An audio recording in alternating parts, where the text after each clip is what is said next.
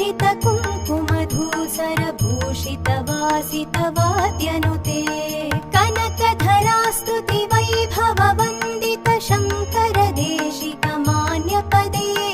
जय जय हे मधुसूदन कामिनि विजय लक्ष्मी सदा पालय माम् जय जय हे मधुसूदन कामिनि विजय लक्ष्मी सदा पालय माम् प्रणत सुरेश्वरि भारति भार्गवि शोक विनाशिनि रत्नमये मणिमय भूषित कर्ण विभूषण शान्ति समावृत हास्य मुखे